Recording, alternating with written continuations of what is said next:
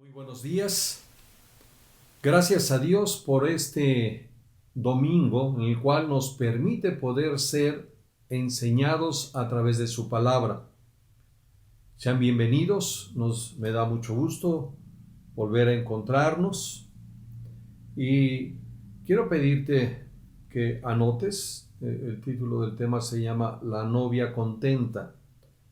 Y el respaldo lo vamos a hallar en el libro de Filipenses capítulo 4, versos 10 al 13. Vamos a dar lectura a este pasaje. Dice de esta manera: En gran manera me gocé en el Señor, de que ya al fin habéis revivido vuestro cuidado de mí, de lo cual también estabais solícitos, pero os faltaba la oportunidad.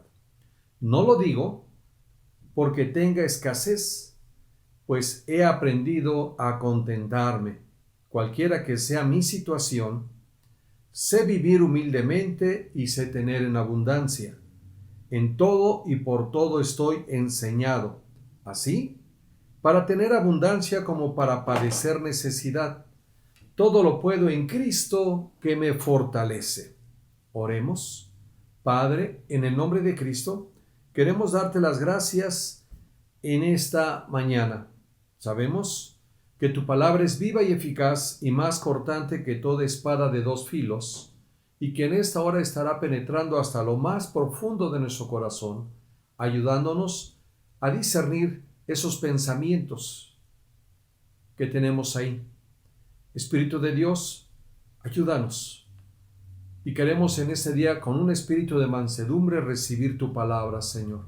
Toma el control de mis palabras, del tiempo, y que seas tú hablando a través de tu Santo Espíritu a nuestro corazón. No solamente hablándonos, sino también revelándonos y siendo clara tu palabra. Para ello te pedimos que abras nuestro entendimiento y que también nos des comprensión de tu palabra. En el nombre de Cristo te lo pedimos. Amén y amén. Muy bien.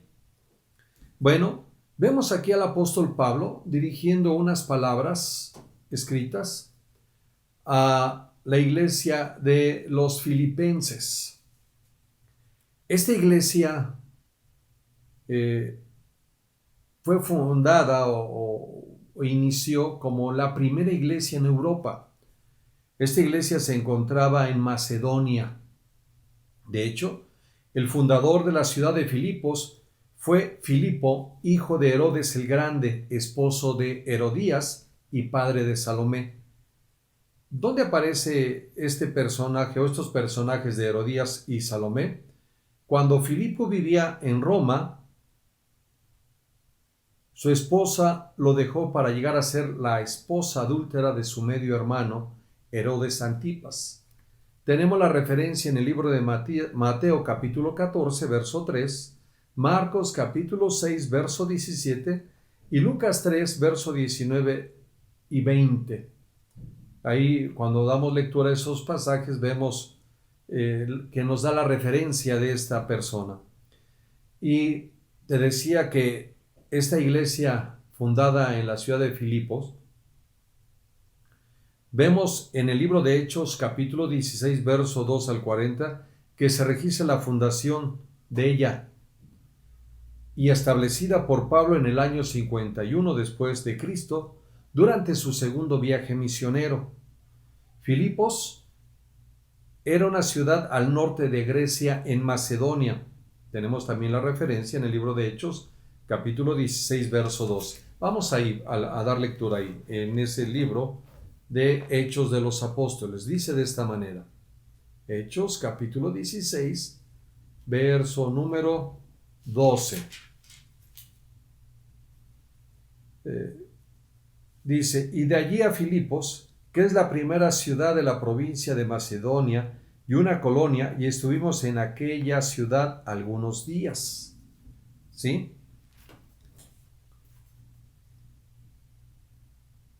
Filipos o Filipenses capítulo 1:7 nos dice que Pablo escribió esta carta desde la prisión en Éfeso en el año 61 después de Cristo.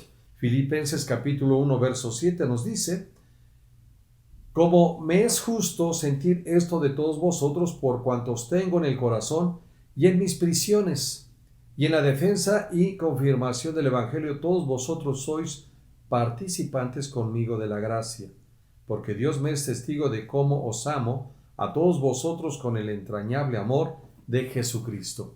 Aquí en este último verso de Filipenses capítulo 1, verso 8, es lo último que leímos, expresa Pablo cuánto amaba a esta iglesia.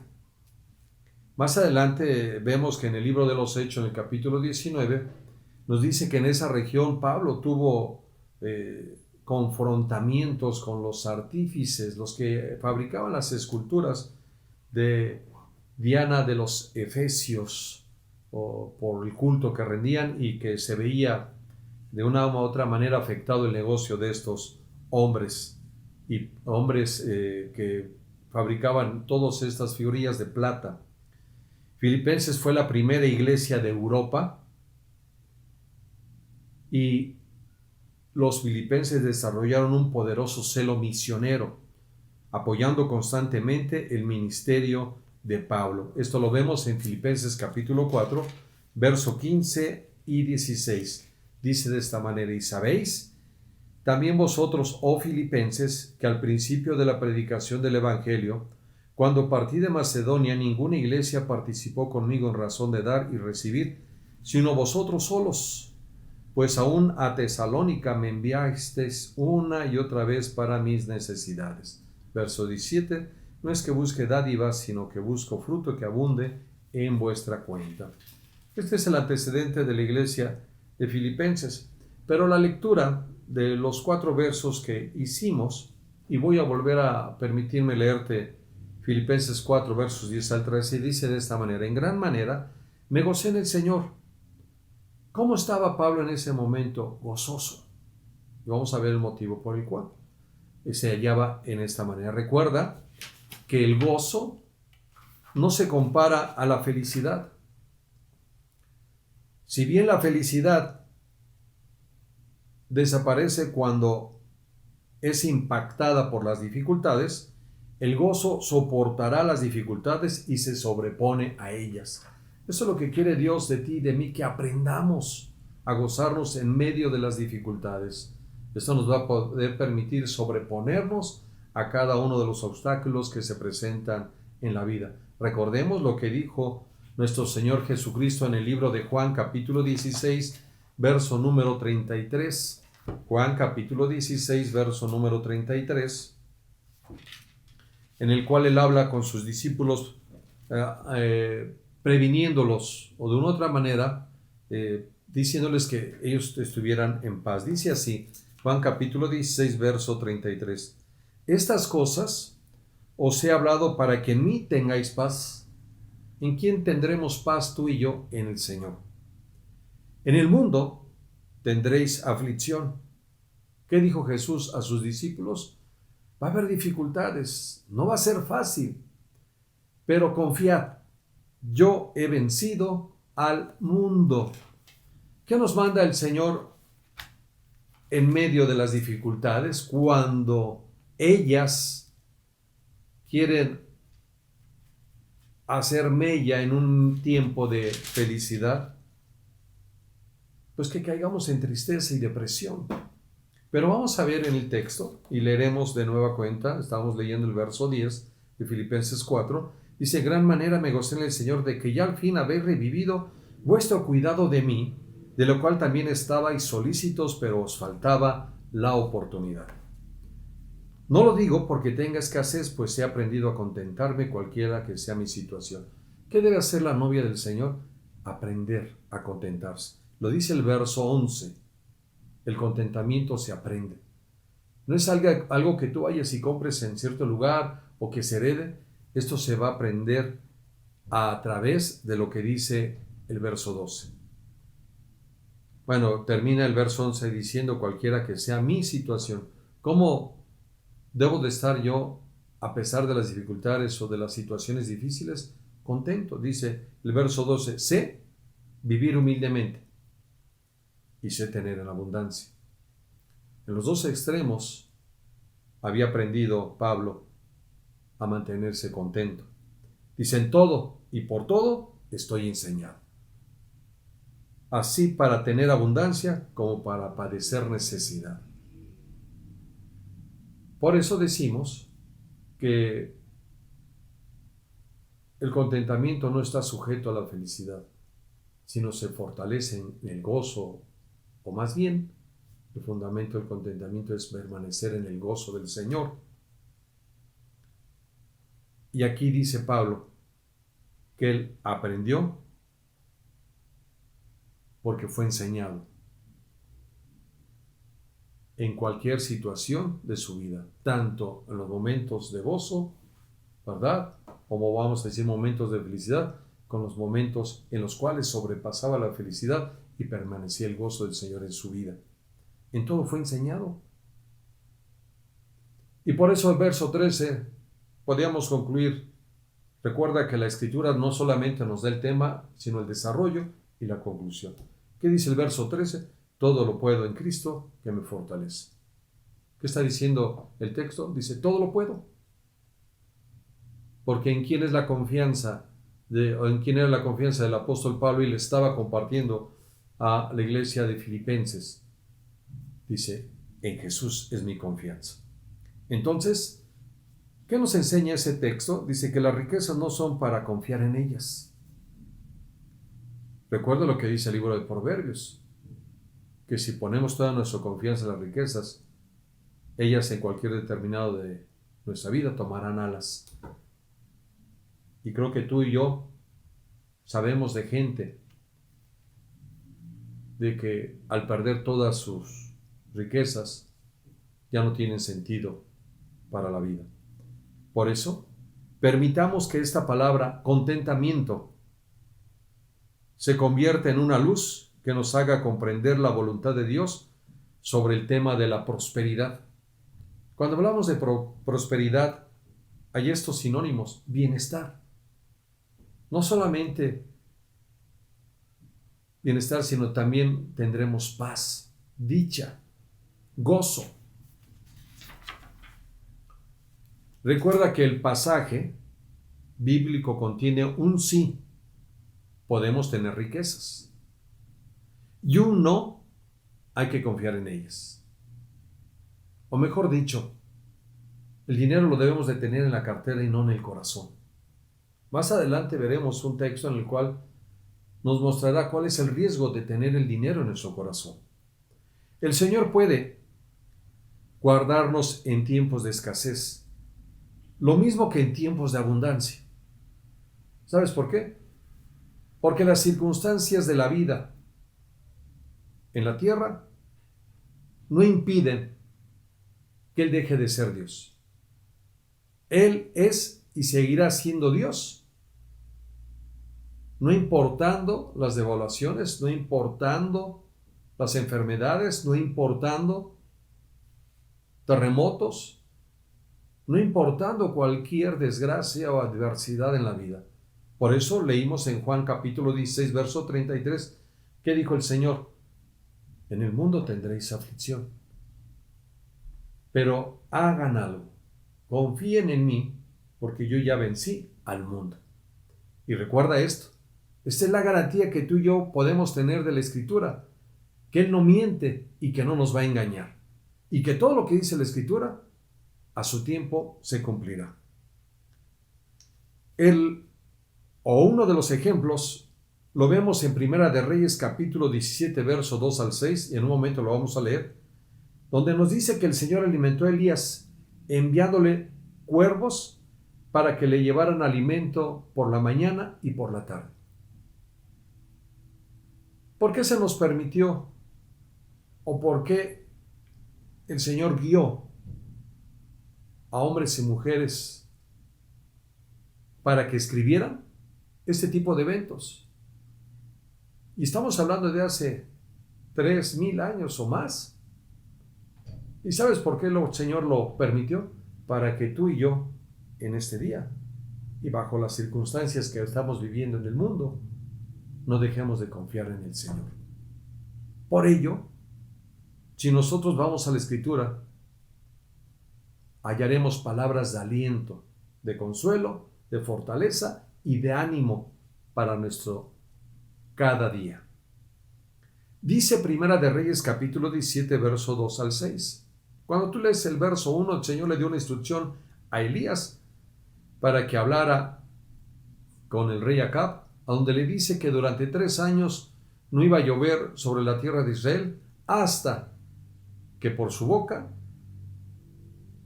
él orara y lloviera. Pero en el verso 2 al 6, el Señor le da una instrucción y dice: y vino a él palabra de Jehová diciendo, ¿a quién? A Elías: apártate de aquí y vuélvete al oriente y escóndete en el arroyo de Querit, que está frente al Jordán. Beberás del arroyo, y yo he mandado a los cuervos que te den allí de comer. Verso 5. Y Elías fue e hizo conforme a la palabra de Jehová, pues se fue y vivió junto al arroyo de Querit, que está frente al Jordán.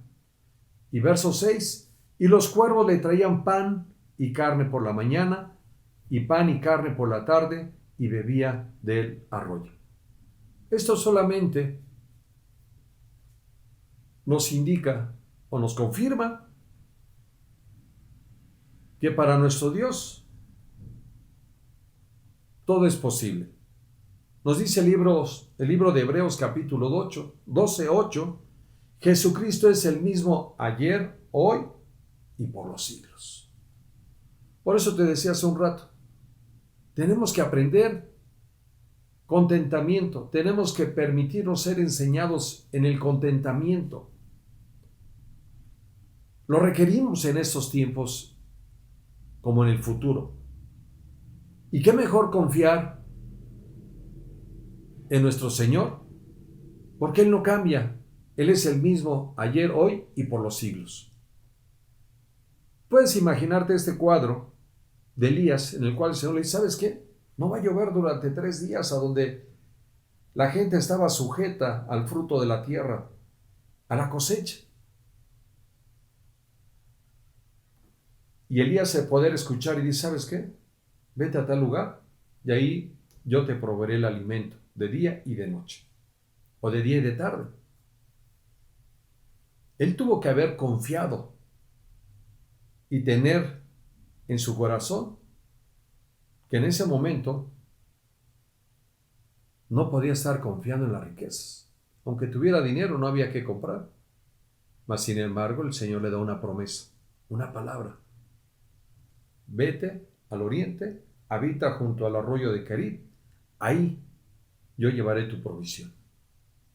Cuando leemos el capítulo 17 de Primera de Reyes y luego pasamos al capítulo 18, vamos a ver que después de ese periodo de 3 años, el Señor lo regresa a hablar con el rey Acab, a donde le dice que ahora, por su boca, pidiéndole al Señor, iba a llover. Y en el capítulo 18 ya nos enseña todo eso, y hay otra historia más ahí, que no la vamos a tocar en este momento. Porque la intención es que tú y yo nos demos cuenta que nuestro Dios puede hacer lo mismo hoy de lo que hizo ayer. Y hablando de ayer, estamos hablando de siglos, miles de años atrás. Porque Él no ha dejado de ser Dios. Y esto es lo que Él quiere que aprenda su novia, a mantenerse contenta. A través de que ha sido enseñada o enseñado y aprendido a mantenerse contentos, tener contentamiento, como lo mencionó el apóstol Pablo en los versos que leímos de Filipenses 4, versos 10 al 13. Continuamos. Que la satisfacción de nuestras necesidades materiales no sea el motivo ni la medida de nuestro gozo. Porque si nosotros estamos sujetos a las circunstancias para mantenernos felices, te quiero decir que el día que no tengamos lo que nos satisface en nuestras necesidades, lo que haremos será enojarnos con Dios y no tener un corazón agradecido. ¿Qué significa contento? Cuando buscamos la palabra contentamiento en el diccionario, dice en dos palabras muy cortas, estar contento. Entonces, ¿qué dice? Pues, está contento. Oye, me falta de comer, está contento. Oye, estoy enfermo, está contento. Oye, tengo problemas con mi esposo o mi esposa, está contento. Tengo problemas con mis hijos, está contento. O ten contentamiento.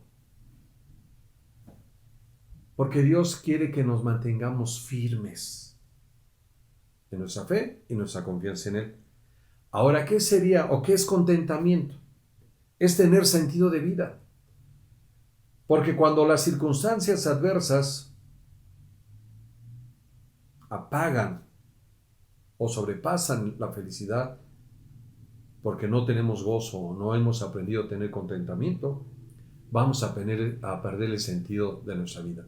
No vamos a saber ni por qué estamos aquí, ni cuál es nuestro propósito, nosotros y nuestros hijos o nuestro cónyuge. El contentamiento es conocer el plan de Dios para nuestra vida, tener la convicción de vivirlo y creer que la paz de Dios es mayor que los problemas del mundo. Pablo lo aprendió, por eso les explica a los filipenses que a pesar de que él se hallaba preso, él se mantenía gozoso en el Señor. Tanto que en sus prisiones, como lo leímos en Filipenses capítulo 1, versos 7 y el 8, ¿qué les dice a los filipenses? Desde aquí, desde mis prisiones, les estoy compartiendo y les dándoles instrucciones cómo deben de mantenerse y que no olviden, dice Filipenses capítulo 1, 6, ve lo que dice, estando persuadidos de esto, que el que comenzó en vosotros la buena obra, la perfeccionará hasta el día de Jesucristo. ¿Qué quiere decir esto? Que en ti y en mí, en este proceso de ser enseñados para aprender contentamiento, lo que ha iniciado el Señor contigo y conmigo, no lo va a dejar inconcluso, lo va a concluir. En el cual llegará un momento en que tú y yo nos sorprenderemos de que a pesar de las dificultades, a pesar de los problemas sin solución y a pesar de las carencias, vamos a mantenernos en completa paz, porque nuestra confianza no es en nuestras capacidades, talentos o dinero, nuestros bienes, sino en lo que Dios ya ha hecho y seguirá haciendo en nuestras vidas. Entonces dijimos que contentamiento es conocer el plan de Dios para nuestra vida y tener la convicción de vivirlo. Porque tú y yo podemos conocer el plan, pero no querer vivirlo, no querer transitarlo. No olvidemos lo que el Señor le dijo también en el libro de Juan a los discípulos, capítulo 8, verso 32. Y conoceréis la verdad, y conoceréis tu propósito. Y tu propósito te hará libre. Tu propósito traerá contentamiento, traerá bienestar, dicha y paz a tu vida, a pesar de lo que ven tus ojos o de lo que escuchan tus oídos. A diferencia del descontento, el descontento es el sentimiento que surge cuando las circunstancias adversas se prolongan sin cambio alguno y que no podemos hacer nada para modificarlas. Y esto es verdad. Hay cosas que no están en el control de nosotros, se nos salen de las manos.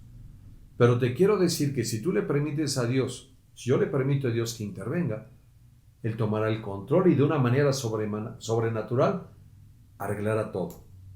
Por eso debemos permitirnos ser enseñados para que aprendamos contentamiento y, como lo dijo Pablo, sé vivir humildemente y sé tener abundancia. En todo y por todo estoy enseñado, así para tener abundancia como para padecer necesidad. Porque la vida del hombre no consiste en sus bienes materiales. La vida del hombre consiste en su confianza o en la confianza de su Dios. Por eso Mateo capítulo 6, verso 33 nos dice, mas busquemos primeramente el reino de los cielos y su justicia, y todo vendrá por añadidura. Busquemos primero al Señor. Él sabe de qué tienes tú y yo necesidad, pero el buscar al Señor traerá contentamiento a nuestro corazón. Pablo dijo a Timoteo en primera de Timoteo capítulo 6, versos 6 al 10. Demos lectura. Y fíjate las palabras. El Señor siempre habla de dualidad para que entonces esto vaya engranando y tú vayas teniendo ese bienestar, esa dicha y esa paz que nos produce el contentamiento.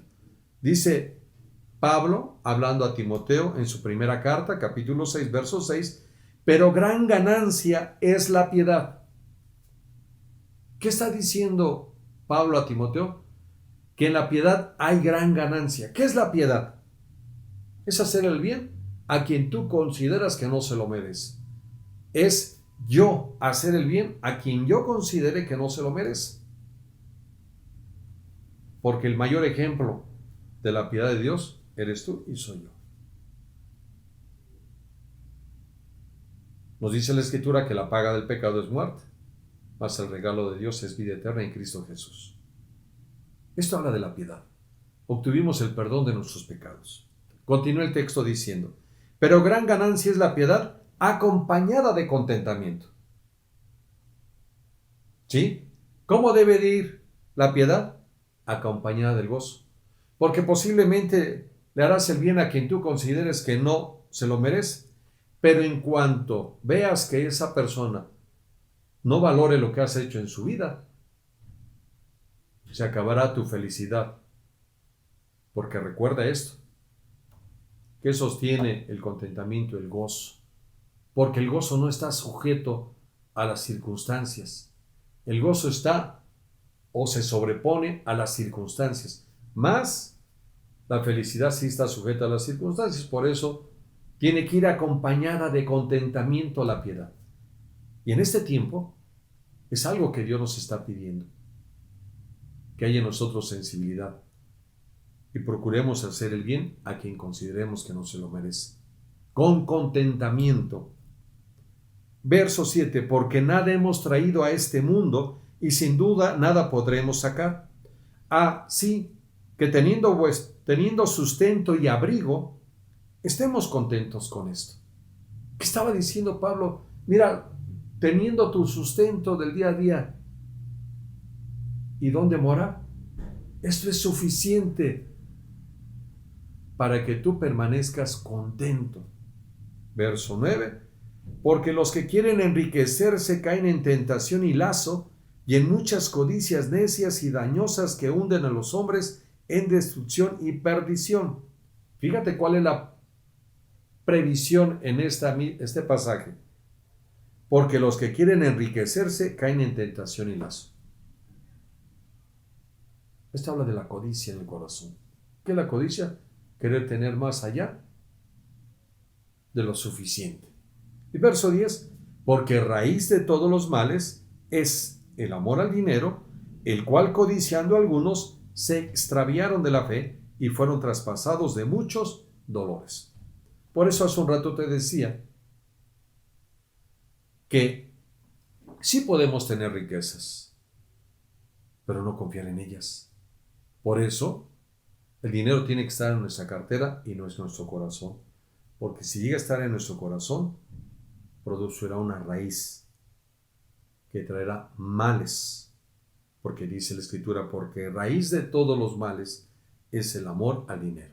Tenerlo en nuestro corazón es sufrir, es dolernos, y dice que traerá destrucción y perdición, porque dice que el cual codiciando a algunos se extraviaron de la fe. Perderás tu fe.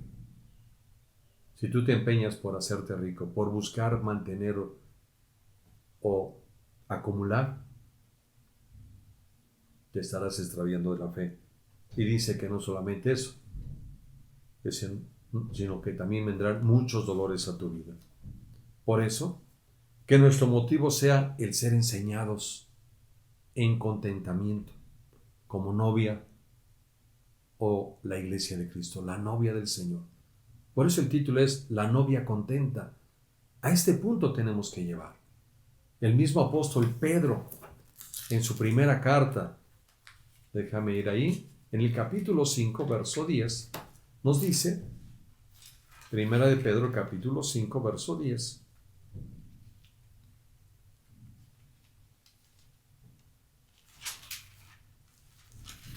ya estamos aquí. Dice, mas el Dios de toda gracia, que nos llamó a su gloria eterna en Jesucristo, después de que hayas padecido por un poco de tiempo, Él mismo os perfeccione, afirme, fortalezca y establezca. ¿A quién es la gloria? Lo dice el verso 11. A Él sea la gloria y el imperio por todos los siglos. Amén. Porque el único que puede enseñarnos para que aprendamos contentamiento es el Señor. Pero Él mismo nos ha dicho, tendremos que pasar aflicciones, pero confiemos en Él, porque Él ya venció al mundo. El confiar en Él nos va a mantener en un gozo permanente. Por eso que nuestro motivo sea el ser enseñados para aprender contentamiento. Dice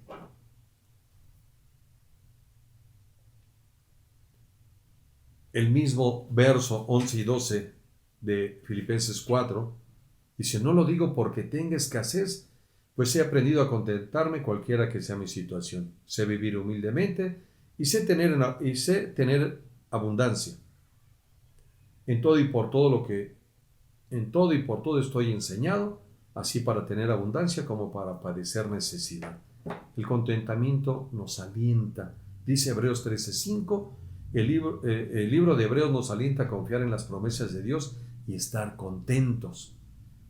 ¿Qué dice el verso 5? Sean vuestras costumbres sin avaricia, contentos con lo que tenéis ahora, porque Él dijo, no te desampararé ni te dejaré. Dime si las promesas de Dios no nos alientan para mantenernos contentos.